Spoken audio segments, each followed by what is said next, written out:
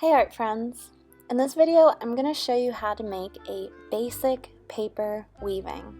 So weaving is usually done with yarn or thread that you weave in and out of a loom until you create something like a blanket or clothing. So we're going to use just blank sheets of paper. If you have some color construction paper, you can use that too, but I want you to add designs to your paper. You can scribble, you can add stripes, anything that is abstract. Abstract means just colors and shapes and not trying to draw an actual picture like a person or a place or a thing. So once you have those papers cut up, you can look around your house and find other alternative materials that you might want to add into your weaving, like newspaper, magazines, or I also grabbed the mesh bag that garlic comes in. Now you're going to choose one paper to be your background. I'm going to keep my yellow paper uncut. So leave one paper uncut and take all the other papers and cut them out into strips. You can vary the size by making thin or thick strips, and you can also do things like waves or little spikes. Okay, so once you have all of those done, I want you to put them in different piles and save them for next class when we complete the rest of our weaving.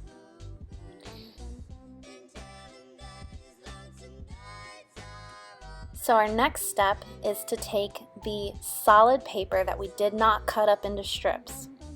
We're going to find about 1 inch away from the unfolded side. You want to cut this paper into pretty even strips, cutting in towards the fold. Make sure you're holding it together so that your cuts are pretty even and straight.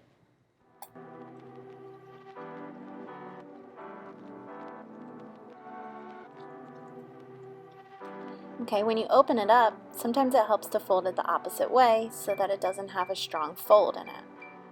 Now we're going to start weaving.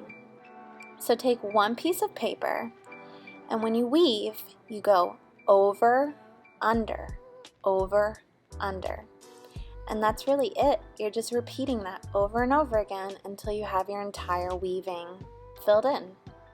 So again, you're going to start your weaving going over, under.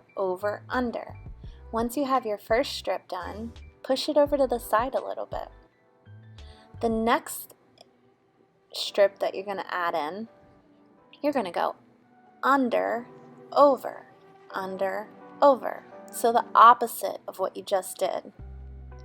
Okay, and you should visibly see the difference. So if you do the same thing, it'll poke out in the same holes. So again, on this one, you're going to go under, over, and just take your time slowly weaving it into the background paper. And repeat over and over again until you complete the entire page.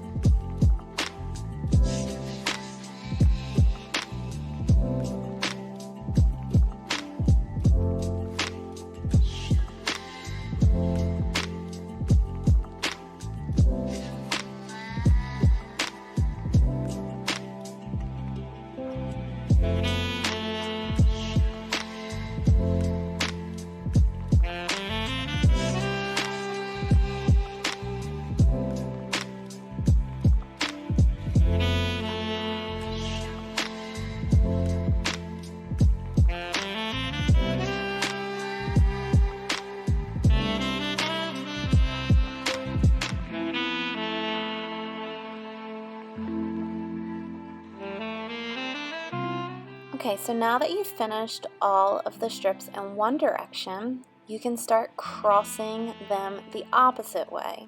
So if we put all of our strips vertically at first, now we're going to complete the rest of our weaving by putting the strips horizontally. You're going to basically try to lift up the weaving that you already have and put each strip underneath of every bit that's coming above. Okay, so I'm going to let you watch me complete the weaving. Sometimes you need to take your fingers and kind of pinch them up a little bit. Take your time so that things are not falling out, and leave it flat on your desk the whole time. If your alternative material isn't quite long enough, you can do what I'm doing here and tape it underneath strategically so you don't see it. Now I'm going to start doing the other materials again, the paper, in 1 second after I finish this garlic strip. So again, when we're going the opposite direction, you're not really going over, under like the first way. You're just going underneath all of the little squares of strips that are showing now.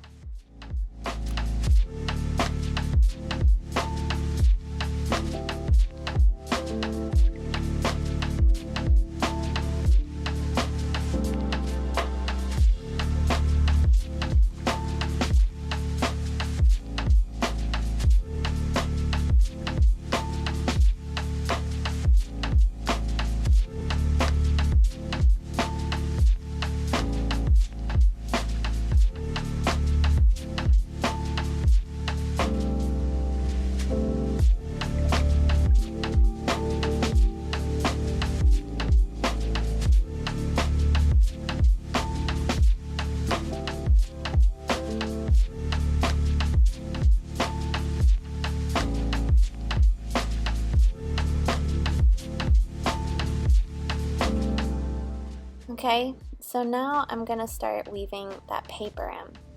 If you notice, the first thing I did was just do a quick measurement to make sure that it fits in the part that I wanted it to go to. Okay, and if you're just careful, you can just kind of scooch it underneath each part. If it doesn't want to scooch under again, you can take your fingers and just kind of pinch it a little tiny bit to open it up so that you can put your next paper under.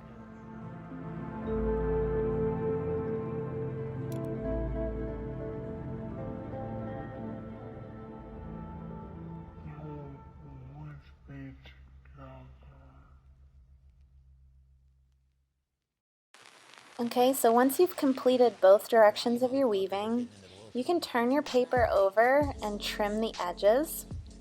And then you can put tape down to kind of hold it in place so things aren't sliding off. And you can also turn it over and use either tape or a glue stick and just kind of put those edges down. When I made this video, I didn't have a glue stick, so I decided to use tape loops. A glue stick will be a lot faster. So if you have a glue stick, all those little edges that I'm taping down, you could just simply glue down very easily. And then you're finished.